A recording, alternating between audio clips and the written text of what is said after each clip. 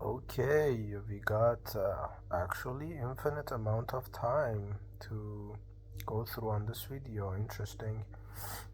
I'm still a bit sick, but I actually wrote quite sharp pieces yesterday.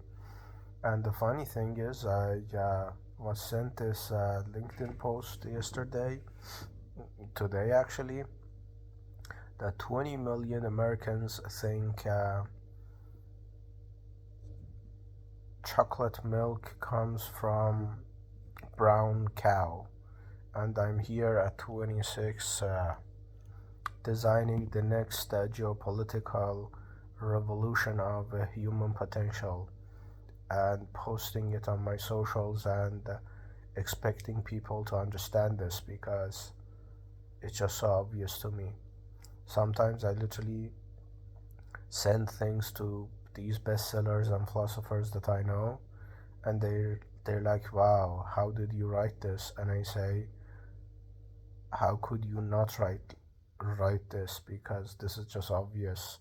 And some of them who are my friends literally are keep reminding me, "Yes, this isn't obvious, not at least to me. Please keep writing like this." And I say, "Okay, first off, I don't write and decide to write.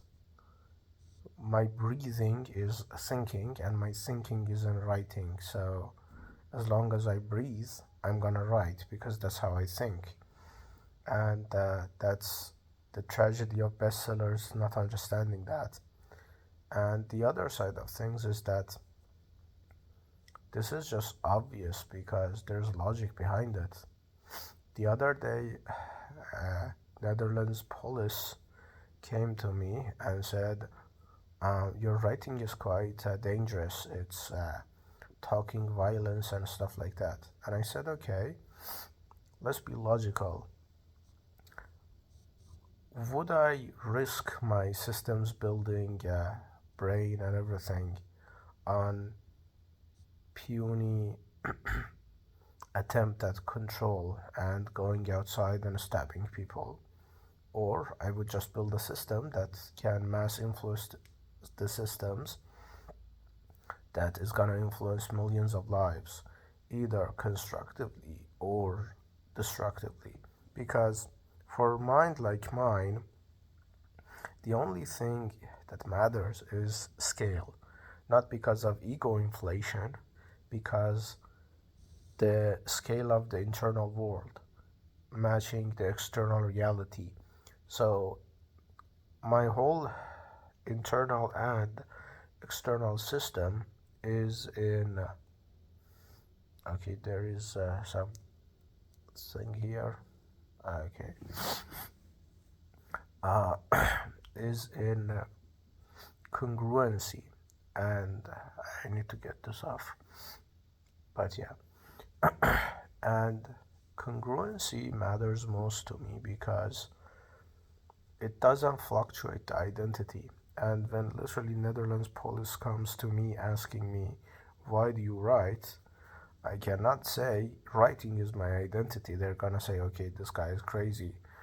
I have to say, "Oh, okay, I write as hobby." Imagine writing 300,000 words in 3 months as a hobby because people don't understand, and the statistical reality of a policeman understanding this kind of a generational work is, yeah, zero. No disrespect to them, but I don't disrespect people who think there is a brown cow um, giving you chocolate milk, and apparently pink cows giving you strawberry milk, and uh, yeah, cows that feed off on banana instead of grass or herbs give you banana milk, banana shake or something. There's nothing wrong with them. They experience life through actual involvement in it. The funny thing is, these people look down on people who think and intellectualize life, but the vice versa is correct as well. People who do understand there is no brown cow giving you literally out of her breast complete productized chocolate milk, they look down on those people as well. But the problem is that it's just two measurements of experiencing. And what fascinates me is that if those people see these people beneath them, objectively they are the ones beneath. But that just puts the the internal and external war eternally going. So what I attempt and what I'm doing is that I say, okay, there are a couple of premises. Resources are scarce for the populations, and some people are gonna die and starve. So, based on what merit and based on whatever, we're gonna do the suffering allocation and building the system towards that, because if the current system was working, no one was doomed from birth and doing 500,000 times more than that to secure the basics. Because now the whole capitalist system is that simplicity sells, and there's nothing wrong with simplicity, but everything has been gamified to death that the more simplistic you are, the more statistical chance you got at reaching a wider audience, and you can literally sell one for $1 to this 20 millions of just Americans chocolate milk. And this one, surprise, surprise, is not coming from brown cows. So just with that, you literally have $20 million. You don't need anyone else. That's the Alex Hormozy's metrics, that you just give people what they want the most simplistic way possible, and they buy it. And that has a very problematic view, because that literally simplifies human potential and actual what humanity actually represents, which is continued growth.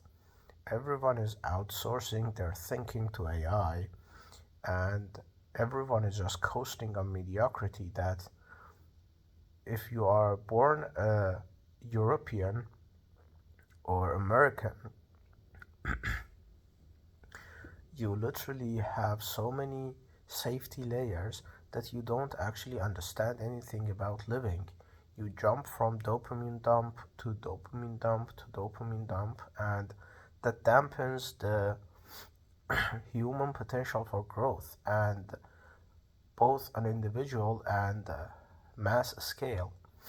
And with the reality of resource scarcity, either the TikTok scroller has a difficulty securing resources and has to become less of a TikTok scroller, or that person actually gets deleted out of the system, because the talk of violence is quite a big talk when you think we're just starting a new wave of violence, when the reality of things is it is ongoing. The passive violence with systems and how it is going is just, if you are European, you're gonna face 90% less violence in your entirety of existence than not. And My problem is that that just gives you one metrics of evaluation of worth. Why would one person, his family or her family, having sex in the right country in the right time determine someone's worth for the entirety of life? One passport determines someone's trajectory of being for 50 to 70 or the entire lifetime, and the others needs to play catch up. If others are gonna play catch up, let's have a playing field. Let's have not only one metrics, two metrics, no, let's have 20 metrics of birthplace, resource allocation, everything. You need to take into consideration everything so everyone is fluid in this, let's say, 8 billion uh, scoreboard, that there is a ranking hidden or openly anyways. So what my systems are doing is that I say, okay, there's a 8 billion participant scoreboard, and we're just gonna make it not a delusion, but yes, there are 8 billion people on earth. The resources are concentrated onto top 100 persons on the planet, and more generously top 10%, and the rest are just scrapping by. And when one or two metrics are determining the totality of the scoreboard, I'm just adding more uh, dynamic scoring, so everyone moves and everyone has hope to outwork and outproduce the others. Because the hustle culture now says you need to outwork anyone anyways. My system just gives you the guarantee, and it's like, this is not communism, this is not elitism, this is not social credits. It's just one or two metrics can be gamed. You can game a passport, you can fuck a European and you're good. You you can make someone pregnant in another country and you're good. But what you cannot game is 20 metrics. You need to game entire system with 20, 30 metrics of fluidity. The outworking aspect, the cognitive aspect, the di- polymath aspect, the physical aspect, the mental aspect, the resilience aspect, EQ, IQ, interpersonal, intrapersonal, the conditions of birth. Sure, this is gonna be totalitarian uh, systematic observance, but it is already happening. Google doesn't hire from a no-name university because they don't even have a chance. But it's an open, free for all because of democracy. And this is a very dangerous game because if it is open hand, there is nothing to hide. But if it is closed hand, one or two people fake the metrics and get in and say this is fair game and blame it on universe, on God, on cosmic reasons that why two or three people are making such decisions. And it's already happening. Elon Musk is looking for people who can actually fucking code, regardless of degrees. And these are still one or two metrics. Meta is getting people like fucking Pokemon after they're already achieving something and are gonna be in 5 to 10 years equal, if not better than Meta, the Manus AI thing that was literally getting ahead of its progression curve, and literally Meta said, oops, we're gonna just fucking buy that. And all of these patterns is emerging that this is inevitable. The China's credit system is just so fucking flawed because it already is not taking into consideration the systematic flaw of this structure. One of them is compilation by generation, that you die and your credit score transfers to the other generation, so the next generation can coast by. That's one of the fatal flaw of this system. The other thing that is the scoring system by the Canadian kind of visa system is already taking this into consideration and is already being recognized as one of the best social systems in the around the globe. But what I'm doing is that I'm just making it so explicitly open that no one hides anywhere, because you can game a one or two metric system, but you cannot game an entire existence, because you need to be congruent in 20, 30 categories, that all of them are, some of them are static, place of birth and environment of birth and physical condition, cognitive allocation, and all of that. Some of them are just fucking dynamic. You literally raw dogging productivity. You literally are raw dogging actual networking or whatever. So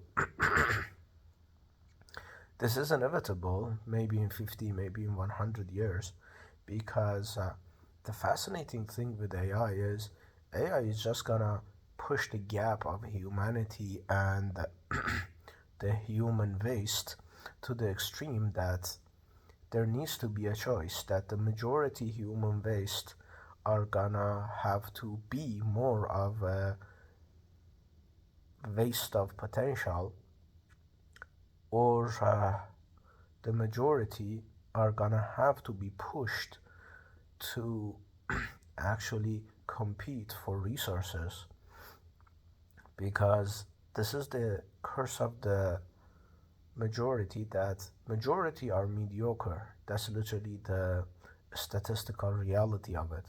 And as they are mediocre, they band together and they find a way to delete excellence in history. Has happened over and over again, because the majority wants to secure resources for themselves, and because they are majority, they band together. But the problem with that is that not only human potential is pushed to the literally bare minimum of realization, but also this also benefits not the majority on the long term as well, because in the entire generation of the mediocre majority, someone from random family is gonna wake up and say, I want more. And they're gonna go against their own established majority and fight the system their own ancestors put in place and be deleted for it. Because you need to understand, some people have this urge to change the world, and no matter how hard the world tells them not to, they just cannot exist without such desires. So many people internalize failure. So many people cannot.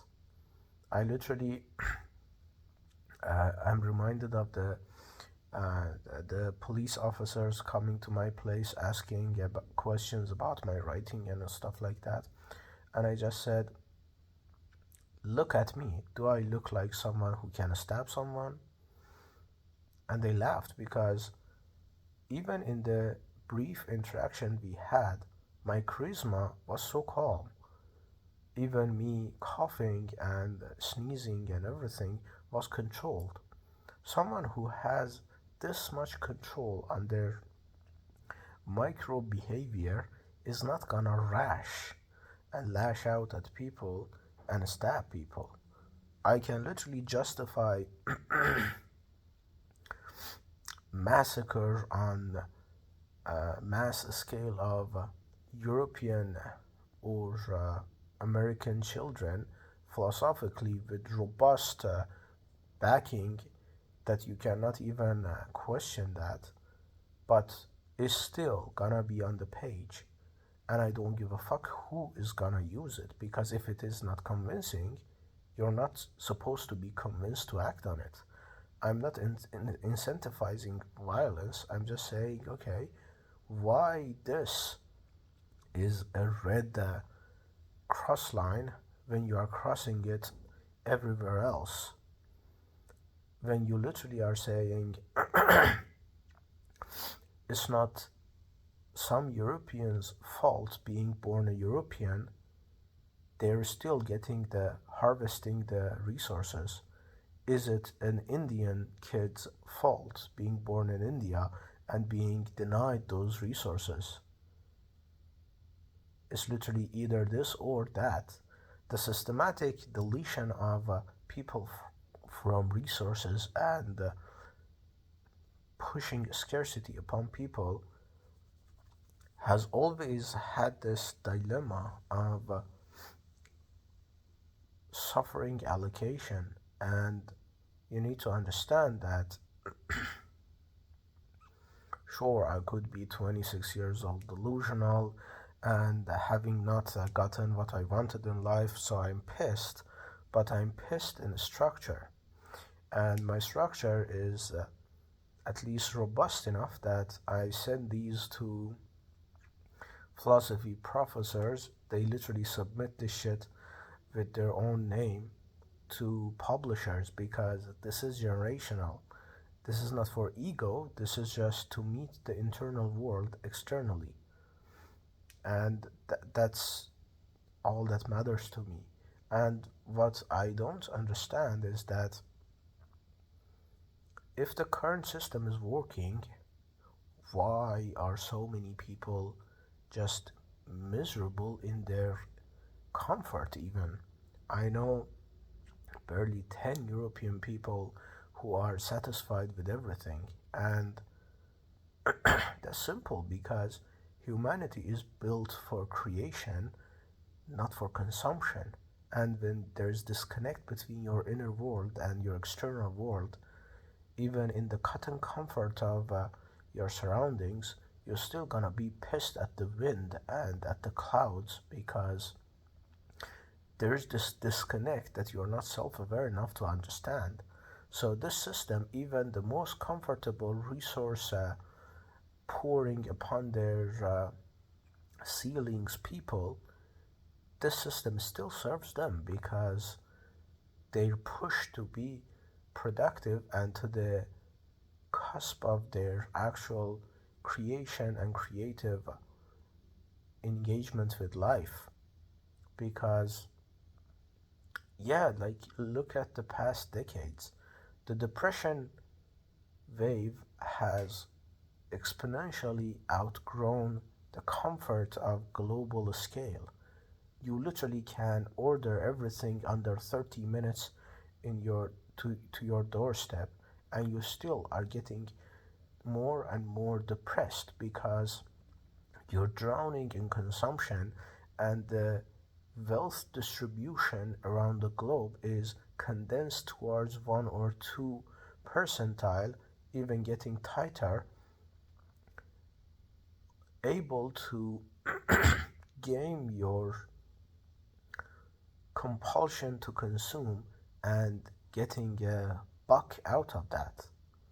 It's just so easy to link and to literally go on Instagram, clip a very viral video, do a reaction of that yourself, have a YouTube army after 1 year of that, 100k subscribers, and after that you slowly implement your own ideas because you already have the sunk cost of 1 year of people listening to you and slowly being eroded by your ideology in the long term. But what that does is that makes you another perpetuator of the system. and you will feel so comfortable in that that you're just gonna keep doing that because it pays well, it's low friction, and it just makes you look good to the world and to everyone else. And if you have any sense of self remaining by then, you're gonna drown it in alcohol, in dopamine dump, jumping to dopamine dump, and just eroding your sense of self every single day, that there's nothing remaining afterwards. I sometimes talk to people on the train or on whatever. Most of them are just so dead. It takes them like 30 minutes of talk, 20 minutes of talk to reboot their system, that I literally ask them, don't be afraid of what the fuck you are, who the fuck you think you are. Don't be afraid of feeling special about what you think, what you feel, what you whatever believe, because so many people have internalized failure to the extent that they actually think they don't matter. Like, I was talking to this 21st fucking Times, New York Times bestseller, and she was praising Oprah to oblivion and back. And I was like, okay, who the fuck is Oprah? She was a failed news anchor, now having a name to herself. That's it. Who is Mr. Beast? Just someone who was obsessed with one idea and executed on it until the world gave up, identified the pattern and executed on it. Who is Alex Hormozy? He found out that the numbers always win. You sell the most simplistic mediocre idea to a majority of mediocre people, and you can literally sell non brown cow chocolate milk to 20 million who actually believe chocolate milk comes from brown cows, and you have 20 million. That's it. Just off of America. But that just makes the internal gap wider. I literally did this one video on my Instagram explaining AI and governance and everything to other people, and it was 1 minute, and I was like so suffocated by and disgusted by my own simplicity and performance of fucking simplicity to other people. That's not me, and I couldn't actually continue that because the attraction was good, but it was like, to what extent? I literally went back and wrote the most sophisticated and complex systems after that 1 minute video because I needed to balance that internally. It's just fucking torture. I understand I'm risking resources, I'm risking comfort, I'm risking whatever, but at least there is some sense of me remaining.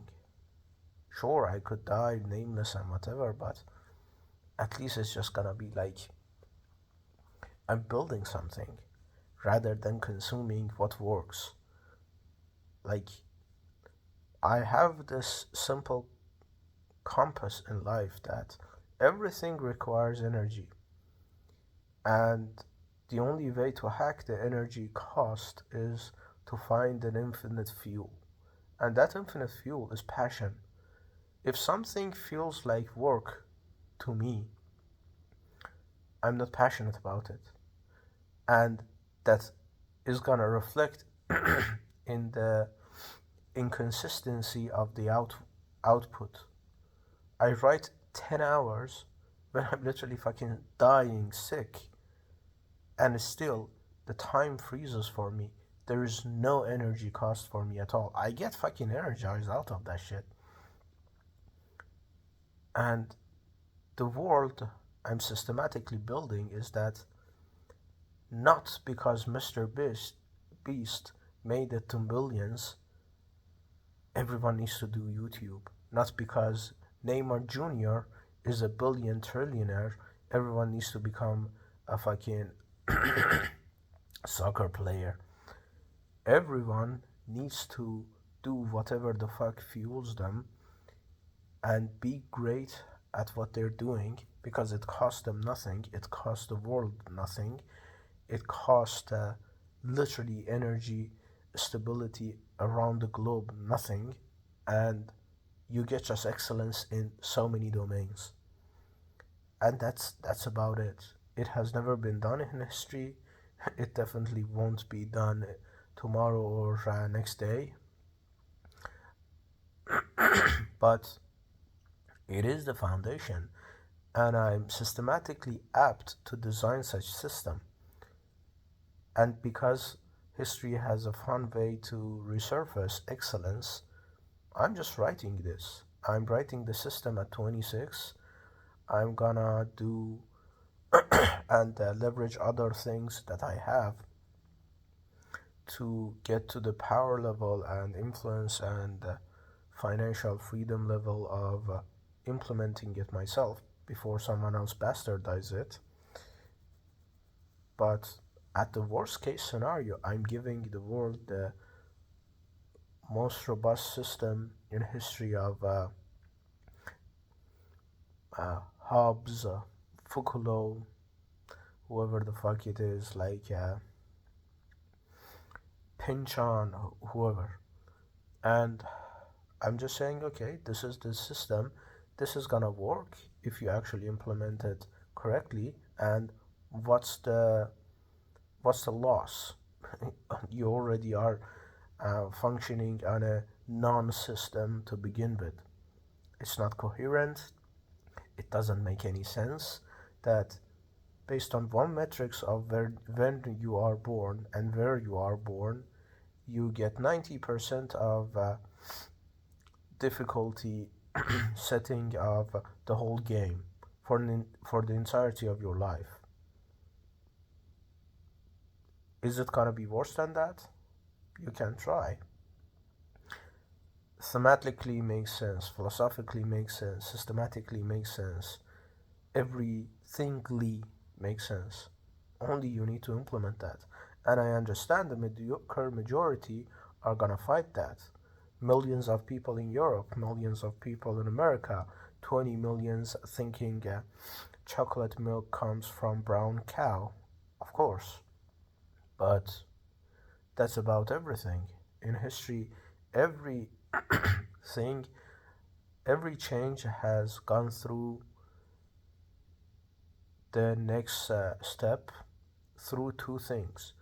One, accelerated with blood and bloodshed. The more the blood, the more the change and impact, or systematic erosion of the original or previous system's disability to answer for new demands.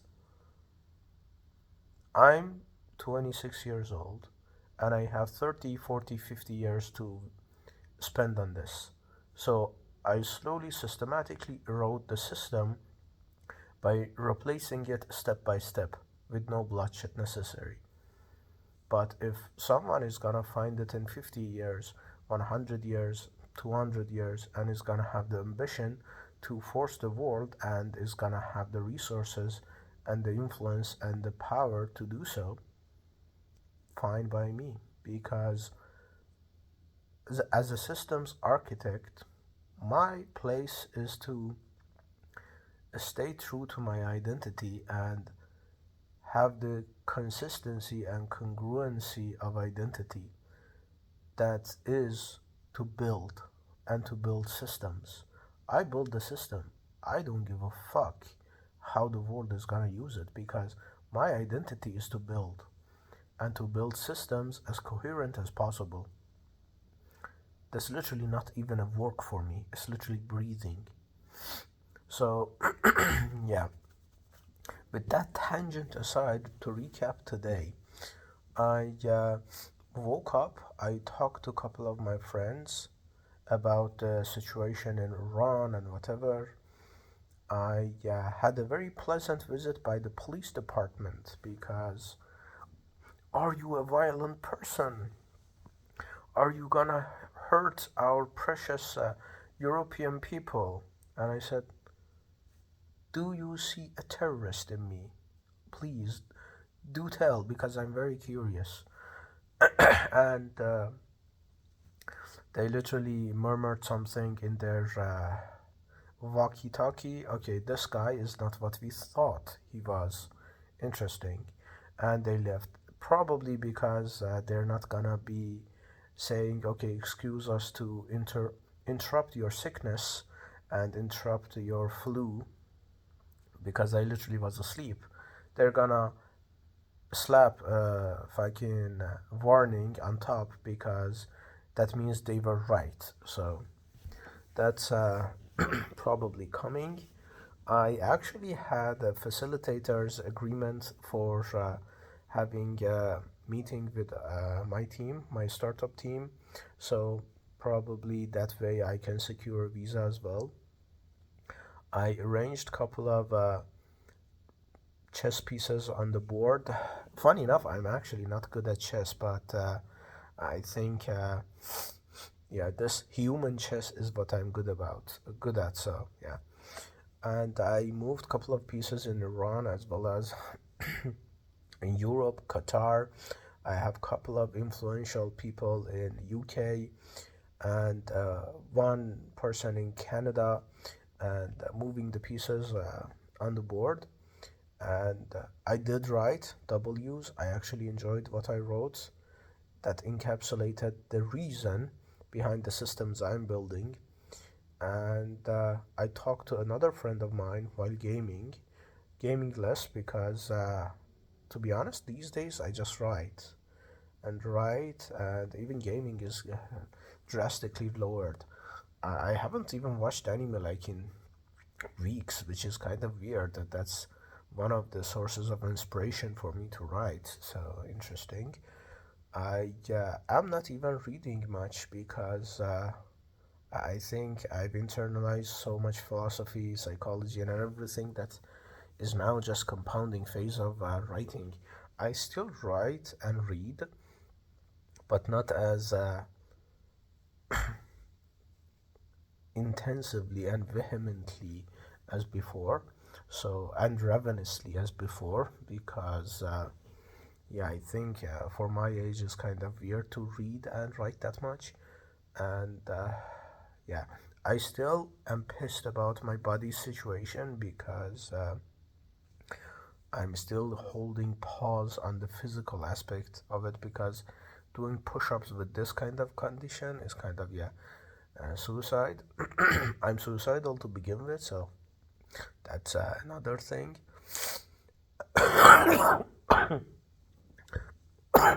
And yeah, basically, to recap today is that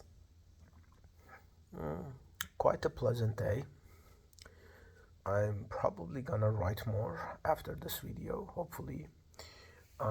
Hopefully not and chill, but knowing me, I'm gonna write. And if I don't, definitely tomorrow I'm gonna write. Usually don't go 1 or 2 days without writing, because that's not only the way I process reality, but also understand things that are unclear to me as well. And also, there is a breadcrumb and artifact of the path I'm taking. So that's one way. And also, the self mythology goes hard. So there's literally 50 wins and one loss. That one loss is peace of mind, as well as sleep time. But to be honest, peace of mind or sleep time is for people who think brown cows produce chocolate milk, not for people who don't. And this is where the old saying comes into place, that ignorance is a bliss, because you just see the ignorant of 20 million people believing this. I see systematic ignorance being fed to people, because they're just so comfortable that they don't need to understand brown cows do not, if you don't believe it, produce chocolate milk. It's literally systematic cohesion of ignorance that has been held up 20, 30 years in people's life. So, yeah. So, yeah. Keep compounding, keep thinking, keep strategizing. The board is looking interesting because the situation with Iran, with my visa remaining here, with my writing, with the police knocking on my door, thinking I'm a fucking terrorist. Maybe I am, I guess. But yeah, isn't this gonna be the most sophisticated terrorist in human history? Having fucking Dostoevsky, Napoleon, and fucking